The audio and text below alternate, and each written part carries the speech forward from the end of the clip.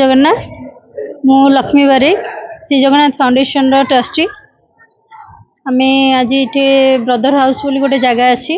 जोड़ा विकलांग पिला माने रहउचंदी आम से किसी साहाय्य तो नहीं किसी खाइबा पई गोटे आमर प्रचेष्टा जे हाँ किसी गोटे दिन आम आधार मुहर दे पार से आमर मु चिंता कली आ मोर किसी सांग माने जोड़ा मेंबर माने भी किसी ये कले आम थे आसीलु ये आसिक देखिकी जाइलु सहित फादर सहित कथा होइलु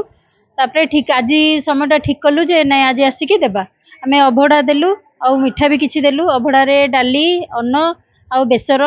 सब देलु आ बहुत समय है आसिलु सीधा सार बनीता मैडम रोजालिन मैडम तापर आमर झांसी मैडम गायत्री मैडम समस्ते आसिक आमको बहुत सहयोग कर प्रथम नर्मदा मैडम आसिले जे आसिक बेनर फेनर लगे साहाय्य कले आम चाहूँ आम जमी आज गोटे प्रयास कलु जे किसी खाइबा देवाई आम भी चाहूँ समस्ते आसतु एम प्रथम देखु जानतु एम कष्ट अनुभव करूँ आ कि भी से साहाय्य करूँ धन्यवाद बहुत खुशी लगिला आ मनरे बहुत शांति लगिला मु चाहूँ आम एति आउ कि आगू करने भी आम चेष्टा जय जगन्नाथ मो नाम रोजालिन नायक समाजसेवी पुरी आसुची धन्यवाद देवी जगन्नाथ फाउंडेशन को एते सुंदर नोबेल वर्क गोटे ऑर्गेनाइज करिसंती छोट छोट छुआ मानक पई महाप्रसाद अमृत तुल्य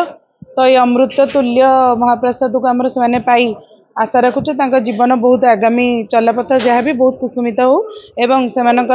आयुष बहुत बढ़ी जाऊ और समस्ते खुशी रुहतु तो यही महाप्रसाद को अमृत को तांका पार्टी रे चखई आउ मते मध्य एथिरे पार्टिसिपेट मु निजे करथिबार निजको धन्यवाद करछि धन्यवाद देवी जगन्नाथ फाउंडेशन बहुत खुशी लगुची माने सतरे 7 जन्म रे इटा गोटे बहुत बड़ पुण्य जो भगवान मते सेतिकी पुण्य देइतिले आशीर्वाद देइतिले कि मु पुरी जन्म होइछि सेकेंड एमिति सुंदर अमृत कार्य करथिबार निजको बहुत खुशी लगुची।